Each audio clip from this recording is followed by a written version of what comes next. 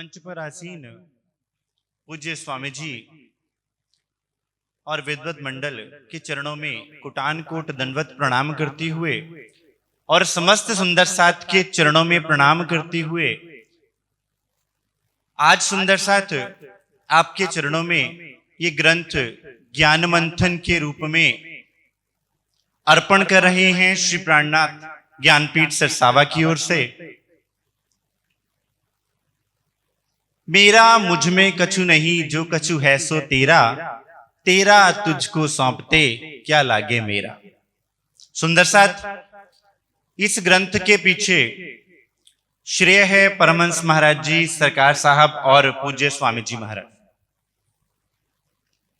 उन्हीं की प्रेरणा से इस जागने की जो ये ज्योति जल रही है उसको हम सुंदर साथ अपने हृदय में अनुभव कर पा रहे हैं और उसी की लौ से इस अंधकार में हम जागने के इस पथ पर चल पा रहे हैं।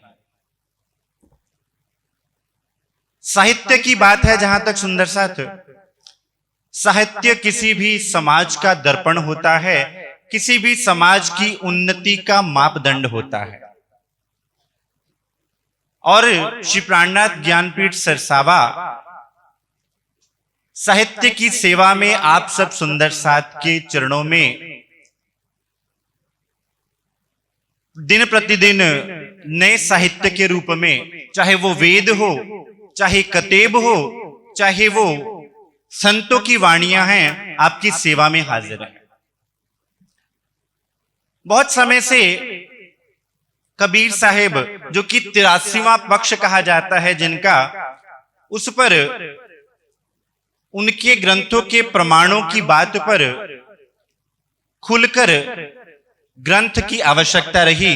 पूज्य स्वामी जी ने दिल में प्रेरणा डाली कि आप संत मत पर कुछ लिखिए।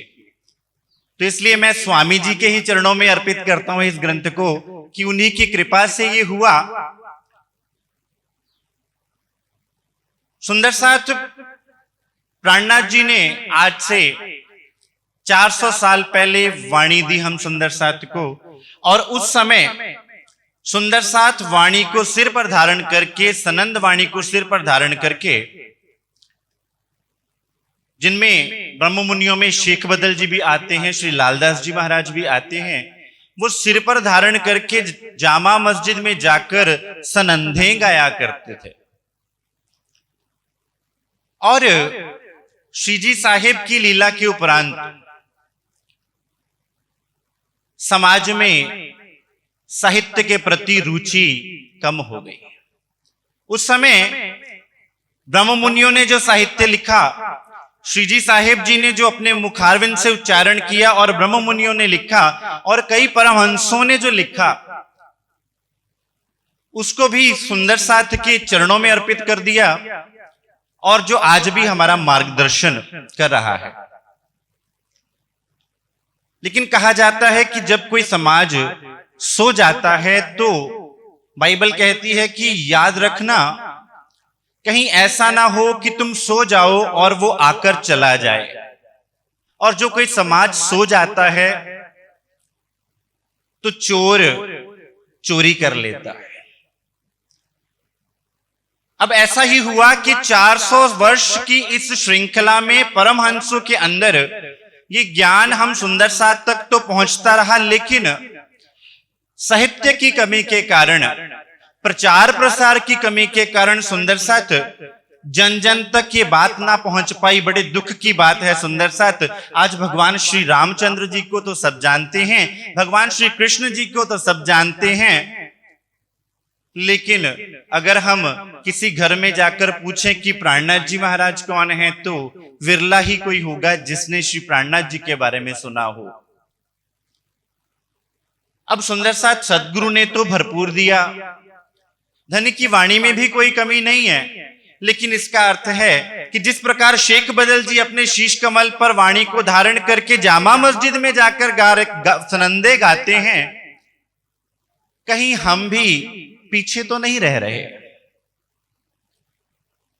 अब जब हमने ध्यान नहीं दिया साहित्य पर, तो क्या हुआ कि उसी समय के बीच जब समाज सो रहा था तो कुछ ऐसी बातें ग्रंथों में वर्णन हो गई जो कि ना तो वेद के अनुसार थी ना कतेब के अनुसार थी। जबकि कबीर साहब ने तो क्या कहा, वेद कतेब कहो मत झूठे, झूठा जो ना विचारे। लेकिन उन्हीं के नाम से ग्रंथों में कुछ ऐसी बातें वर्णन कर दी गई जो कि ना तो वेद के अनुसार थी ना ही कतेब के अनुसार थी।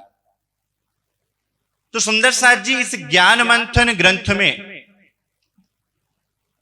कबीर साहब की ही वाणी के आधार पर श्रीमुख वाणी के सिद्धांत को प्रतिपादित किया गया है, जिसको कबीर साहब ने 83वें पक्ष अक्षर ब्रह्म की वासना के रूप में इस संसार में वर्णन किया।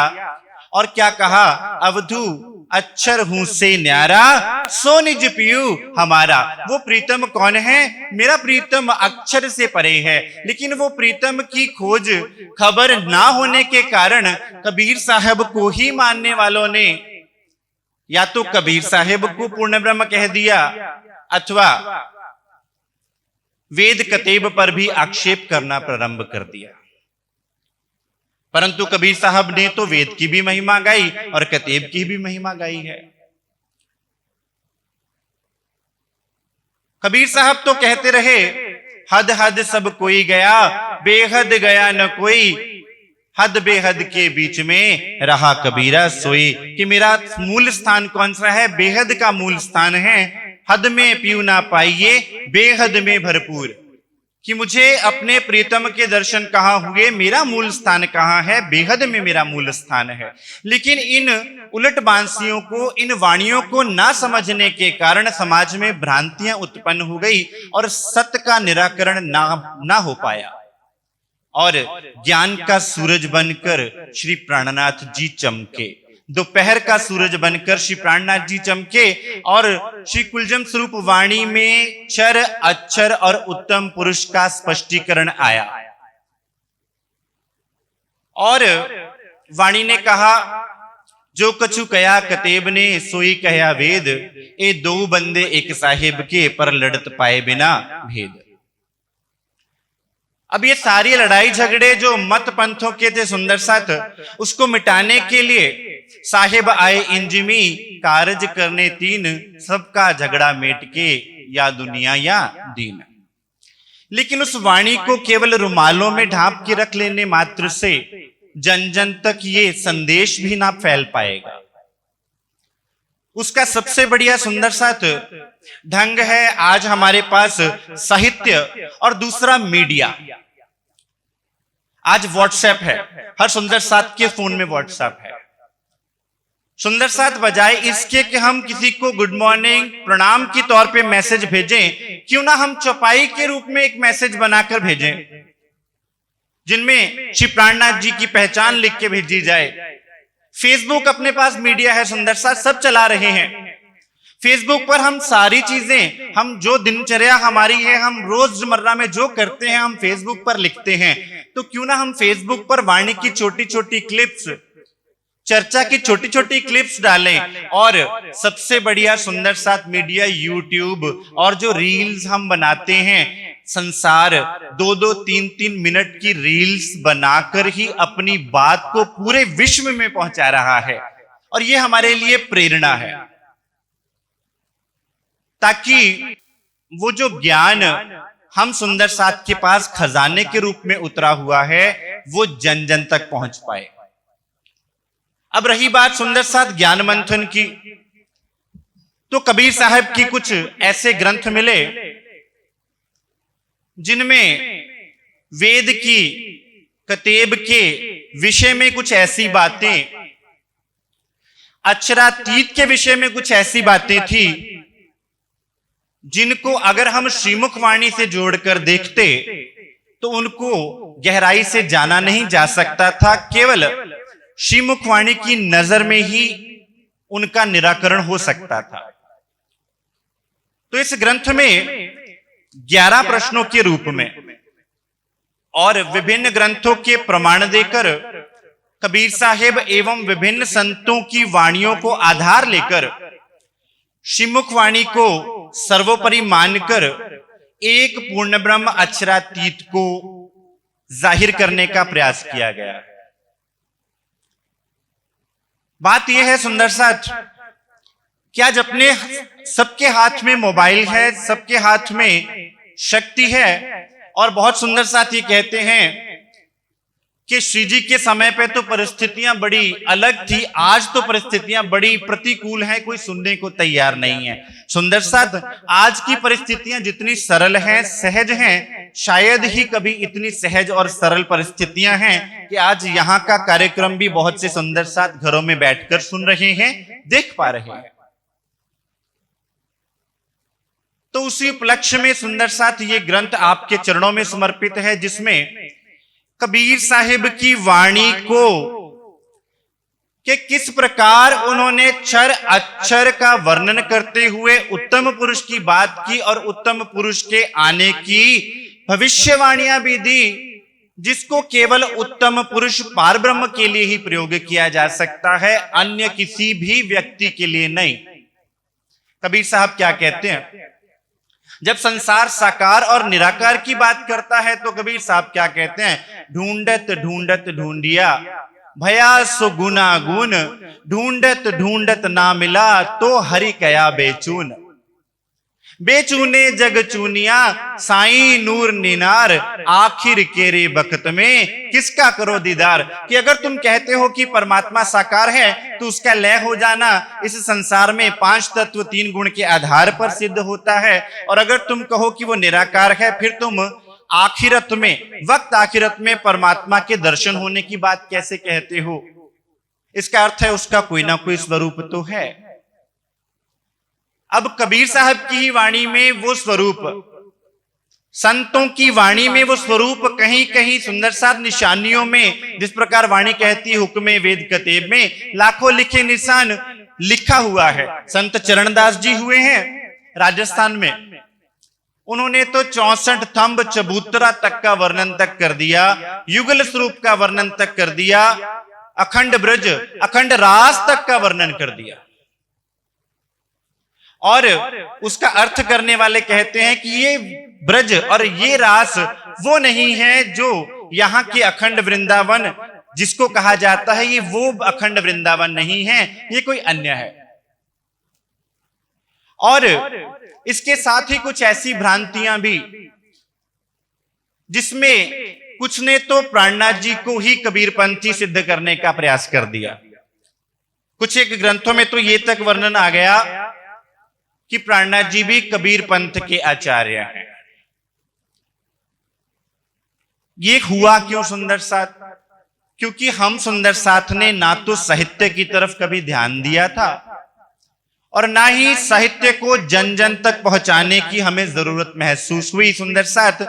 और अगर वो साहित्य छोटी छोटी बुकलेट्स की फॉर्म में ही सुंदर साथ फ्री में बांटा जा सकता है, ये साहित्य फेसबुक पर हम देखते हैं, अन्य मतों में, आप राधा स्वामी मत में चले जाइए, आप कबीर पंथियों में चले जाइए, वे क्या करते हैं, साहित्य को छोटी छोटी बुकलेट्स की फॉर्म में फेसबुक पे फ्री में दे रहे हैं और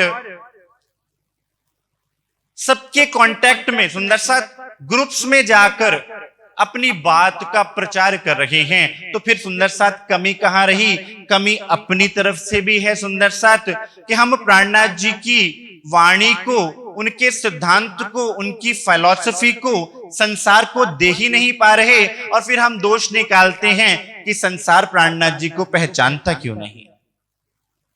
मैं तो यूं कहूंगा कि हमारे घर में पोषक मात्रा में भोजन उपलब्ध है और हम जरूरत से ज्यादा खा पी भी रहे हैं, लेकिन हमारा पड़ोसी भूखा सो रहा है और उस तड़पते हुए तक भी हम भोजन नहीं पहुंचा पा रहे।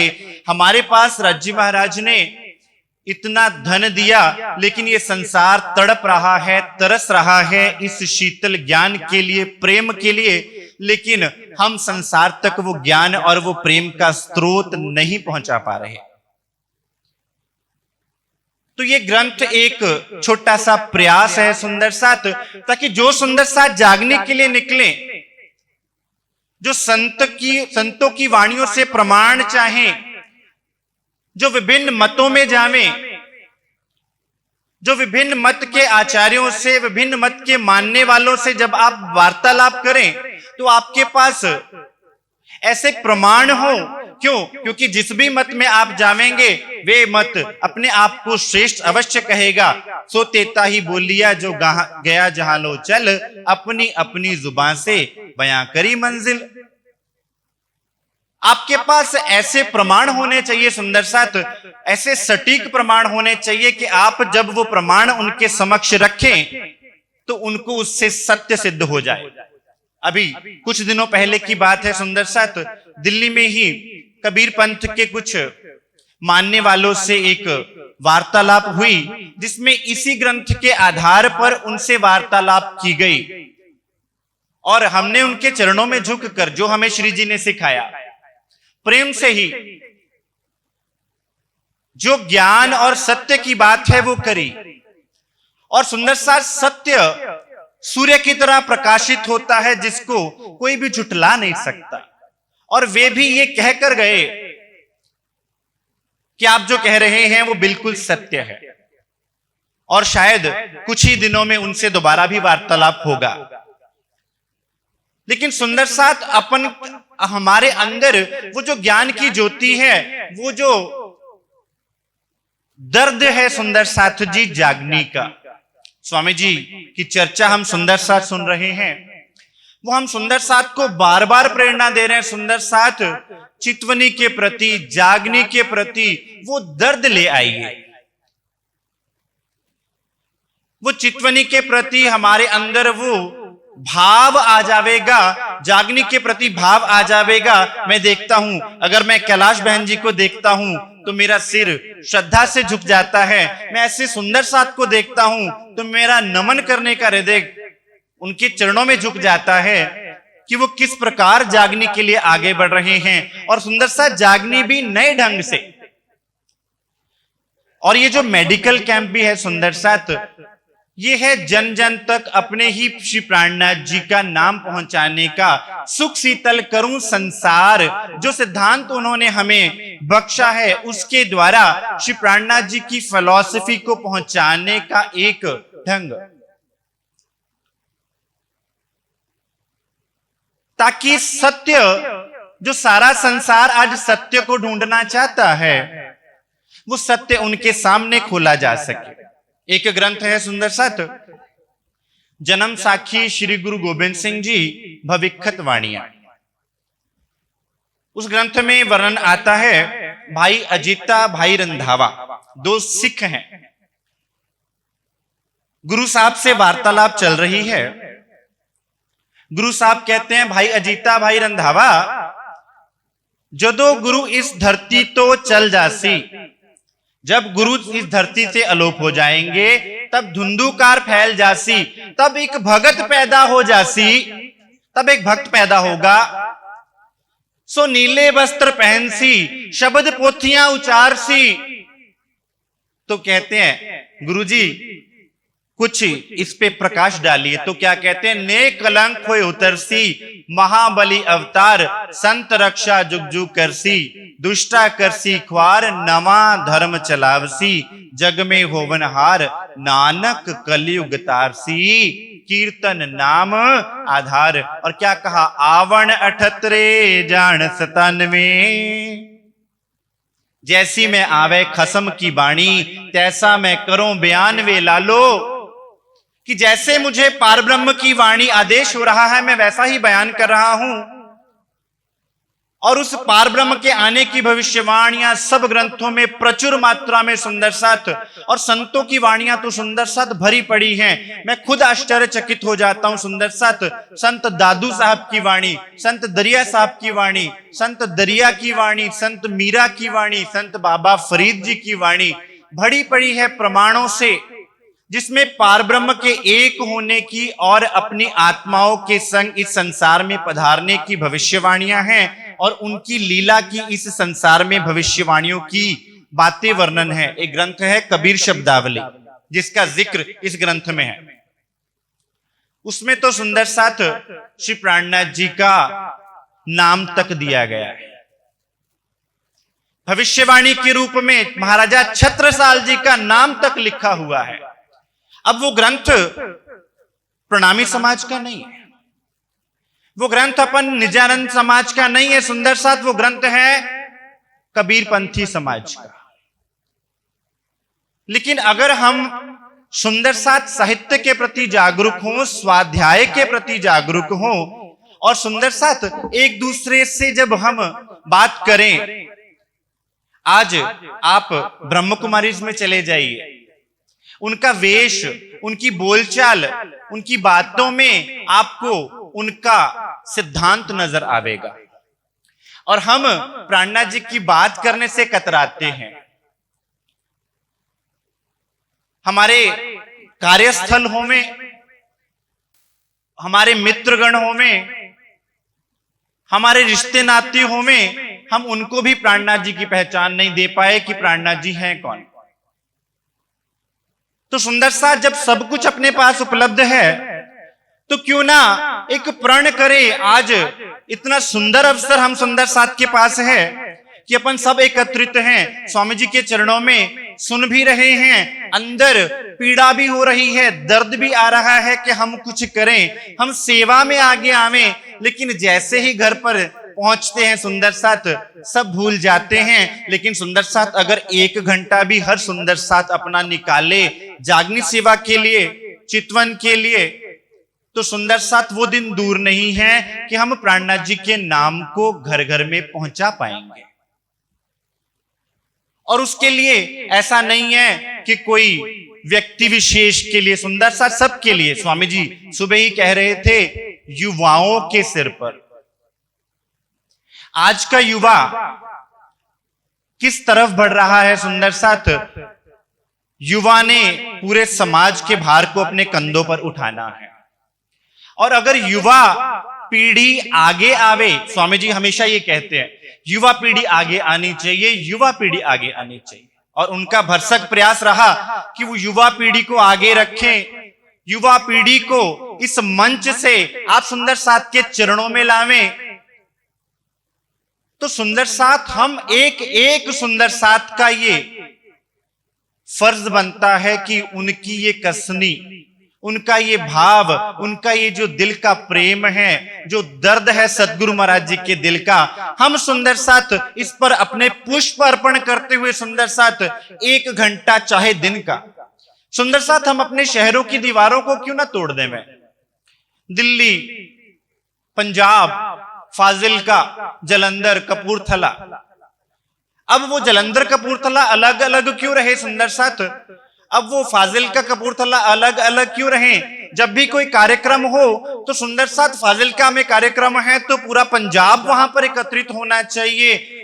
स्वामी जी के पहुंचने से पहले हम सब सुंदर साथ वहां पर घर घर में दरवाजा खटखटाकर सुंदर साथ ये फरमान दे देवें कि प्राणनाथ जी आए हुए हैं, ताकि जब स्वामी जी वहां पर बोले तो सुंदर साथ प्राणनाथ जी की पहचान किसी के कानों में पहुंच सके।